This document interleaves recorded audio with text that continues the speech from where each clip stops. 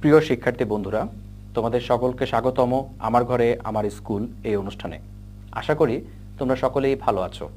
আজকে আমি তোমাদের সাথে বাংলা প্রথম পত্র অষ্টম শ্রেণীর আবার আসিব ফিরে এই কবিতাটির একটি আলোচনা করব।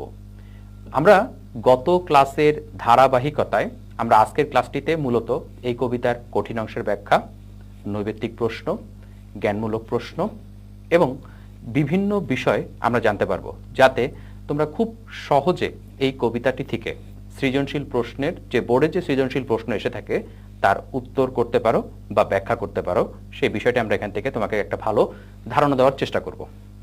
প্রিয় শিক্ষার্থী বন্ধুরা, আজকের এই পাঠটি থেকে আমরা যে বিষয়টি জানতে পারবো, তার মানে শিক্ষণফল যেটা আমরা পাচ্ছি সেটি হচ্ছে প্রশ্নের উত্তর ব্যাখ্যা করতে পারবে শিক্ষার্থীরা এবং বাংলার প্রকৃতির রূপ বৈচিত্র্যের প্রতি তারা আকৃষ্ট থাকবে। প্রিয় শিক্ষার্থী বন্ধুরা, আমরা গত ক্লাসে, যদি তুমি ক্লাসটা করে থাকো তাহলে দেখব যে আবার আসিব ফিরে এই কবিতাটির মধ্য দিয়ে কবি বলতে চেয়েছেন তিনি বাংলার রূপ বৈচিত্র্যের প্রতি মোহমুগ্ধ, আর তাই মৃত্যুর পরেও এই দেশের সাথে তার যে একটি বন্ধন, আত্মার যে সম্পর্ক, তা কখনো ছিন্ন হবে না। তিনি মানুষের অস্তিত্ব এবং প্রকৃতি ভাবনা, প্রকৃতির মধ্যে মানুষ কিভাবে মিশে একাকার হয়ে প্রেমময় হয়ে ওঠে, সেই বিষয়টিও কিন্তু আমরা এই কবিতায় দেখতে পাই। তোমাদেরকে একটু সারসংক্ষেপে বলছি, তোমরা একটু খেয়াল করবা। কবি এই কবিতায় দেখিয়েছেন যে তিনি দেশকে খুব ভালোবাসেন, অর্থাৎ দেশের প্রতি কবির যে ভালোবাসা, দেশের প্রতি কবির যে মমত্ববোধ, তা ছিল অপরিসীম। প্রিয় জন্মভূমির যে তুচ্ছ জিনিসগুলো আছে তা তার দৃষ্টিতে সুন্দর হয়ে ধরা পড়ে। এখানে একটু খেয়াল করবে তোমরা সবাই যে প্রকৃতিতে অনেক কিছুই আছে। এই প্রকৃতির অনেক তুচ্ছ উপাদান, যেমন এই কবিতায় একটা খুব মজার বিষয় আমরা দেখতে পেরেছিলাম যে সুদর্শন নামক একটি পোকার কথা বলা হয়েছে। এই পোকাটা কিন্তু দেখতে সুন্দর নয়, এই পোকাটা দেখতে কালো এবং এটা কিন্তু গোবরের একটি পোকা, কিন্তু সেই পোকাটিও কবির দৃষ্টিতে অপরূপ হয়ে এই কবিতায় ধরা পড়ে এবং তিনি কিন্তু সেই পোকার বেশ ধারণ করে তিনি এই বাংলার মধ্যে বা বাংলার মাঝে ফিরে আসতে চান। কবি মনে করেন যখন তার মৃত্যু হবে তখন দেশের সঙ্গে তার মমতা বাঁধন শেষ হবে না। এটি কিন্তু একটি খুব গুরুত্বপূর্ণ কথা। সেটি হচ্ছে, তোমরা সবাই স্লাইডে একটু খেয়াল করে দেখবে যে কবি এই দেশের সাথে বারবার এক মমতার বন্ধনে আবদ্ধ হতে চেয়েছেন। তিনি চেয়েছেন বাংলার প্রকৃতি, বাংলার মাঠ, বাংলার ফসল, বাংলার ক্ষেত, বাংলার নদী, এই সব কিছুর মধ্যেই মিশে থাকাতেই জীবনের সার্থকতা, এবং সেই সার্থকতা থেকে তিনি বারবার বাংলার প্রকৃতির মাঝে ফিরে আসতে চেয়েছেন। এবার আমরা একটু দেখি, তিনি বাংলার নদী, মাঠ, ফসলের ক্ষেত্রে ভালোবেসে শঙ্খচিল বা শালিকের বেশে এদেশে ফিরে আসবেন। কখনো বা ভোরের কাক হয়ে কুয়াশায় মিশে যাবেন। এমনও হতে পারে তিনি হাঁস হয়ে কলমির গন্ধে ভরা বিলের পানিতে ভেসে বেড়াবেন। একদিন শেষে যে সাদা বকের দল মেঘের কোল ঘেঁষে নীরে ফিরে আসে, তাদের মাঝেও কবিকে খুঁজে পাওয়া যাবে।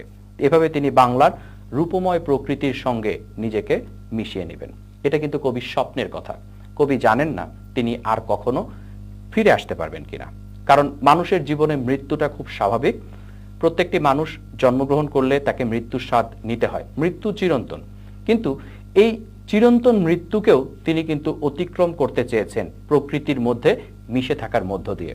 তিনি হিন্দু ধর্মের যে পুনর্জন্মবাদ, সেই পুনর্জন্মবাদকেও কিন্তু এই কবিতায় ব্যবহার করেছেন এবং তিনি ব্যবহার করে বোঝাতে চেয়েছেন যে তিনি যদি মানুষ হয়ে ফিরে আসতে নাও পারেন, এই দেশের প্রকৃতির অন্যান্য উপাদান হয়ে তিনি এই দেশে বারবার ফিরে আসবেন।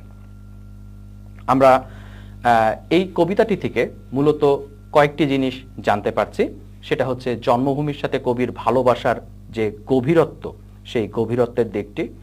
কবি তার দেশকে ভালোবাসেন বলেই নিজের অস্তিত্বকে উপলব্ধি করতে পারেন এবং এই দেশের প্রতি তার যে মায়া, তার যে মমতা, তা কিন্তু কখনো শেষ হবে না, বরং তিনি বারবার এই দেশে ভিন্ন ভিন্ন রূপে ফিরে আসতে চান এবং প্রকৃতির যে উপাদানগুলো হয়ে তিনি ফিরে আসতে চান তার মধ্যে আছে শঙ্খচিল বা শালিক, কখনো ভোরের কাক হয়ে, আবার এই কার্তিকের নবান্নের দেশে আসবেন। এখানে কিন্তু একটা কথা বলে রাখা দরকার, কার্তিক মাসে যে নবান্ন উৎসব হয় হেমন্তে ধান কাটার পরে, এই নবান্ন উৎসব কিন্তু বাংলার কৃষকের জন্য খুব আনন্দের, কারণ তখন নতুন ধান ওঠে এবং সেই নতুন ধান দিয়ে একটি উৎসব করা হয়, যেটাকে নবান্ন উৎসব বলা হয়। সেই নবান্ন উৎসব দেখতেও কিন্তু তিনি এই কাকের ছদ্মবেশ নিয়ে আবার ফিরে আসতে চান। এখানে কিন্তু যে কথাটা বলা হয়েছে, বাংলার কৃষি ঐতিহ্যের প্রতি কবির যে ভালো লাগা, বাংলার কৃষি সংস্কৃতির প্রতি তার যে গভীর মমত্ববোধ, সেই বিষয়টা কিন্তু আমরা এখানে দেখতে পাচ্ছি। তিনি হাঁসের রূপ ধারণ করতে চান, তিনি বকের বেশে ফিরে আসতে চান। যখন বকগুলো সন্ধ্যার সময় মেঘের কোল ঘেঁষে ঘরে ফিরে যাচ্ছেন, সেই বকের মাঝেও যেন কবিকে খুঁজে পাওয়া যাবে, এরকম একটি স্বপ্ন কিন্তু তিনি এই কবিতায় প্রকাশ করেছেন। তাহলে এই কবিতার মূল বিষয়টা কি তোমরা কি বলতে পারবে?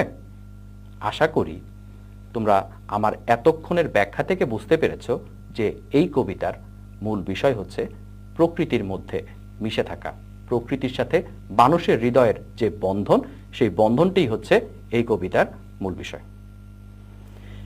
প্রিয় শিক্ষার্থী বন্ধুরা, আমরা এই পর্যায়ে কবিতার যে কঠিন অংশগুলো আছে সেই কঠিন অংশের ব্যাখ্যাগুলো দেখব, এবং যেটা বলে হচ্ছে যাতে তোমরা কবিতার প্রত্যেকটি লাইন খুব ভালো করে বুঝতে পারো এবং এখান থেকে যে কোনো অনুধাবন প্রশ্ন আসলে তুমি যেন খুব সহজে উত্তর করতে পারো, আমরা তার একটি ধারণা দেবার এখানে চেষ্টা করব। 1 নাম্বার, আবার আসিব ফিরে। এই কথাটির মধ্য দিয়ে কি বলা হয়েছে?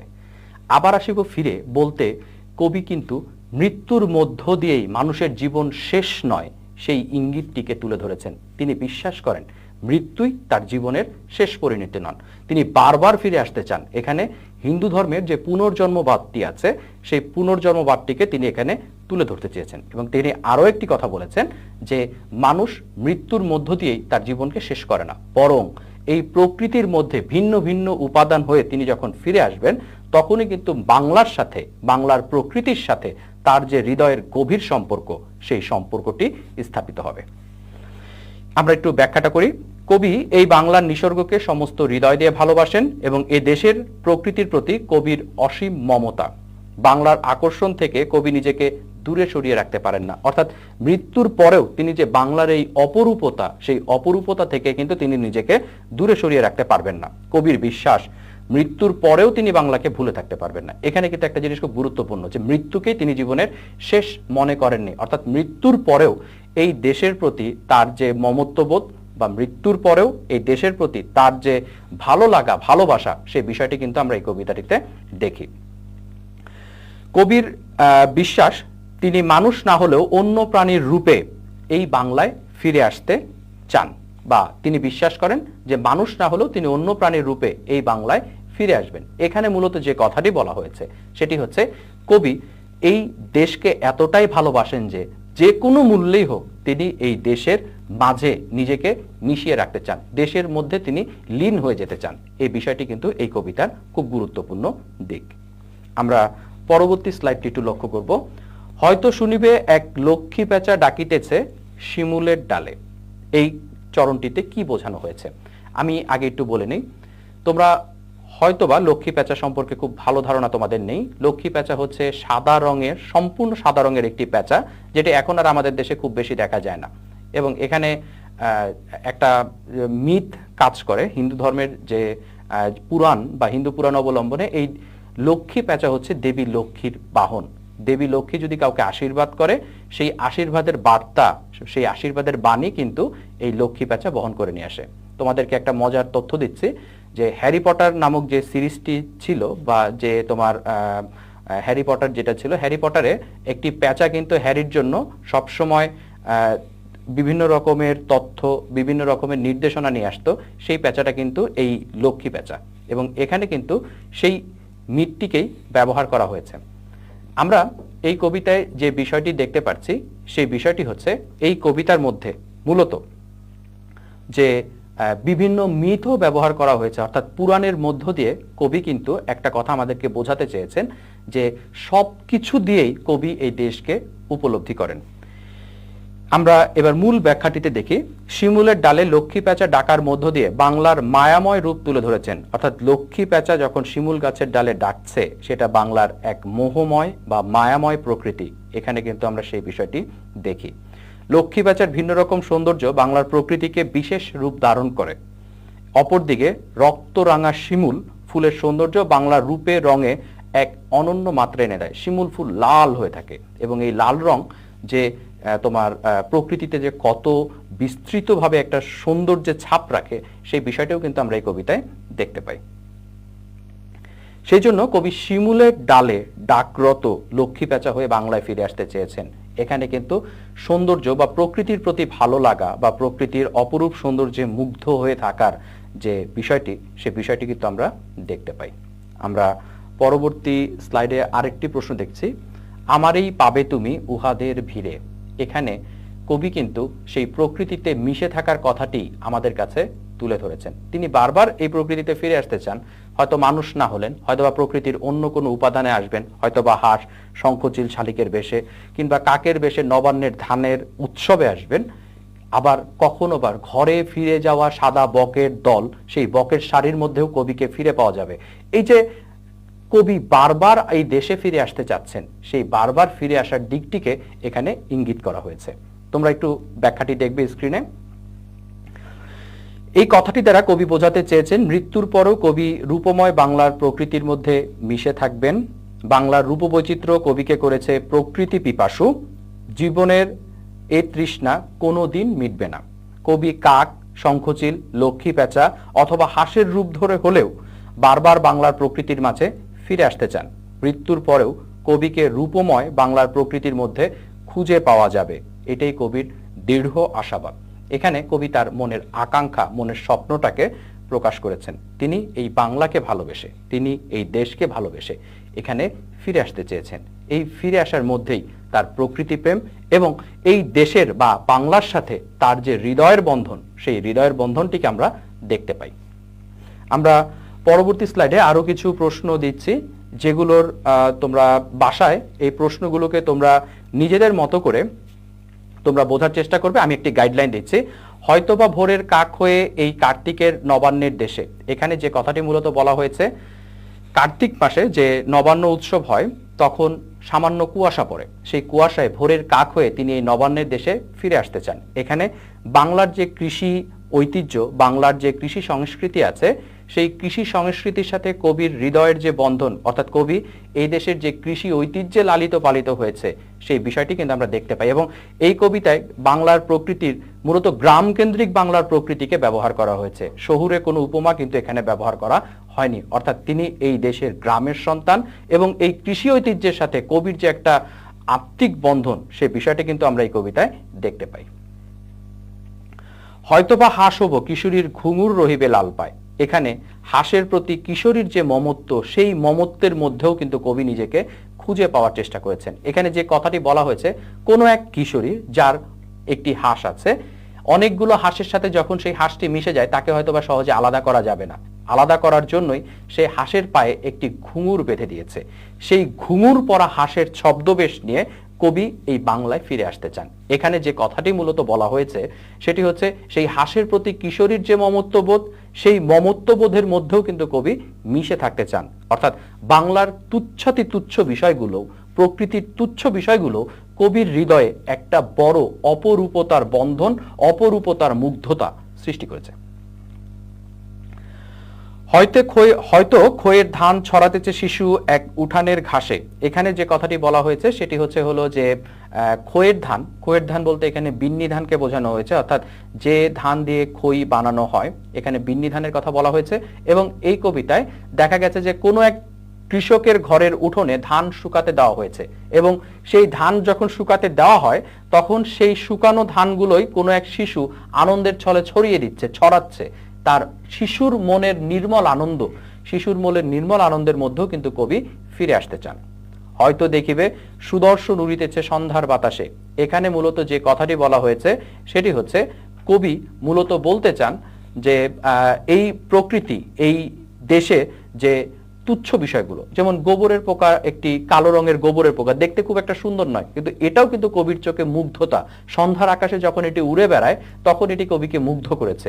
কবি কিন্তু সেই গোবরের পোকার ছদ্মবেশ ধারণ করেও এই বাংলায় ফিরে আসতে চেয়েছেন। এখানে মূলত যে কথাটি বলা হয়েছে সেটি হচ্ছে যে কবি সবকিছু দিয়েই কবি কিন্তু এই দেশকে ভালোবাসতে চান এবং সবকিছুর বিনিময় হলেও যে কোনো মূল্যে তিনি এই দেশে যে কোনোভাবে হোক ফিরে আসতে চান। অর্থাৎ বাংলার প্রতি কবির যে ভালোবাসা, বাংলার অপরূপতার প্রতি কবির যে মুগ্ধতা, সেই বিষয়টা কিন্তু আমরা এই কবিতায় দেখতে পেয়েছি। তোমাদের জন্য এখানে জ্ঞানমূলকের কিছু প্রশ্ন আমরা দিচ্ছি, তোমরা একটু দেখবে। বনলতা সেন কোন ধরনের রচনা? কাব্যগ্রন্থ। আবার আসিব ফিরে কবিতাটির মূল ভাব কোনটি? মূল ভাব বা মূল বিষয়টি কি ছিল? সেটি হচ্ছে প্রকৃতি চেতনা। আবার আসিব ফিরে কবিতায় কে খইয়ের ধান ছড়াতেছে? উত্তর হচ্ছে শিশু, এবং এই খইয়ের ধান ছড়ানোর মধ্য দিয়ে শিশুর নির্মল আনন্দ কিন্তু প্রকাশ পেয়েছে।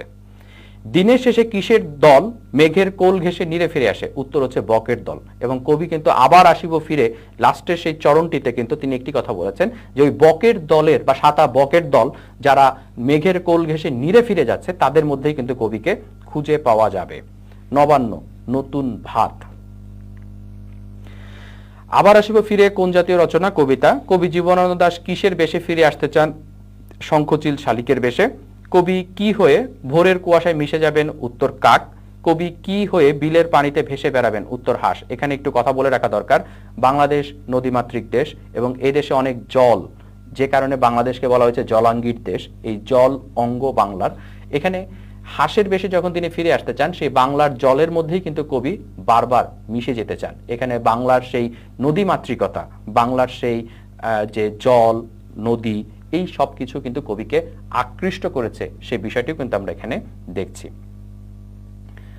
জীবনানন্দ দাশ কিভাবে মারা যান? উত্তরটা হচ্ছে ট্রাম দুর্ঘটনায়, একটি সড়ক দুর্ঘটনায় তিনি মৃত্যুবরণ করেন। প্রিয় শিক্ষার্থী বন্ধুরা, এই পর্যায়ে আমরা কিছু নৈবেত্তিক প্রশ্নের উত্তর দেব। তোমরা বহু নির্বাচনী প্রশ্নগুলো একটু স্ক্রিনে দেখো, আর তোমাদের পাঠ্য বইয়ে দেওয়া আছে, তোমরা পাঠ্য বইয়ে দাগিয়ে নিবে। ধানসিঁড়ি নদীর নাম। আবার আসিব ফিরে কবির কোন কাব্যগ্রন্থ থেকে নেওয়া? রূপসী বাংলা। এর পরের যে প্রশ্নটা আছে, সারাদিন কেটে যাবে কলমির গন্ধ ভরা জলে ভেসে ভেসে। এখানে সারাদিন কেটে যাবে কার? এখানে হবে হলো কবির। কবিতাটি পড়ে প্রশ্নগুলোর উত্তর দাও। গোধূলি লগনে জগদীশ স্বরে বিদায় লইব জনমের তরে, লুকাইব আমি সন্ধ্যার আধারে বাংলা মায়ের করে। এখানে উদ্দীপকে আবার আসিব ফিরে কবিতার কোন দিকটি ফুটে উঠেছে? সেটা হলো প্রকৃতি চেতনা, এবং তিনি প্রকৃতির মধ্যেই যে আবার ফিরে আসতে চান, ওই প্রকৃতির মুহূর্তটাকে তিনি স্মরণে রাখতে চান, সেই বিষয়টা কিন্তু আমরা এই কবিতায় দেখতে পাচ্ছি। প্রিয় শিক্ষার্থী বন্ধুরা, এতক্ষণ আমরা এই কবিতার বিস্তৃত আলোচনা করলাম।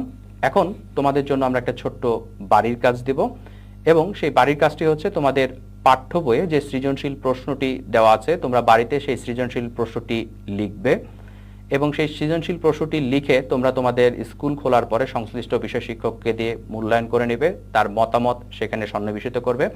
এবং তোমরা এই অধ্যায়টি বুঝতে, তোমরা যদি বুঝে থাকো, আমাদের দুটো ক্লাস যদি করে থাকো, প্রথম ক্লাসের ধারাবাহিকতায় আজকের ক্লাস, তাহলে আশা করি এই কবিতা থেকে যে কোনো প্রশ্ন বা বোর্ডের যে সৃজনশীল প্রশ্ন হয়ে থাকে তোমরা তার সঠিক উত্তর দিতে পারবে। প্রিয় শিক্ষার্থী বন্ধুরা, তোমরা এতক্ষণ আমাদের সাথে ছিলে। আমাদের এই ক্লাসটি তোমাদের ভালো লাগবে যদি, এবং ভালো লেগে থাকে যদি, তাহলে অবশ্যই তোমরা যে কাজটি করবে, আমার ঘরে আমার স্কুল এর Facebook page, YouTube channel visit করবে এবং এটির পুনঃপ্রচার দেখবে। আবার তোমার যদি কোনো মতামত থাকে, তোমার যদি কিছু বলার থাকে, তুমি অবশ্যই আমার ঘরে আমার স্কুলের ফেসবুক পেজে কমেন্টস করে জানাবে। আর তাছাড়া স্ক্রিনে দেওয়া যে নম্বরটি আছে, সেই নম্বরটিতে বা মেইল অ্যাড্রেসটিতে তোমরা যে কাজটি করবে সেটা হচ্ছে, তোমাদের যদি কোনো কিছু বলার থাকে তোমরা লিখে জানাতে পারো। প্রিয় শিক্ষার্থী বন্ধুরা, সরকারি নির্দেশনা মেনে তোমরা ঘরে থাকবে, আমার ঘরে আমার স্কুলের সাথে থাকবে। আশা করি সবাই নিরাপদ।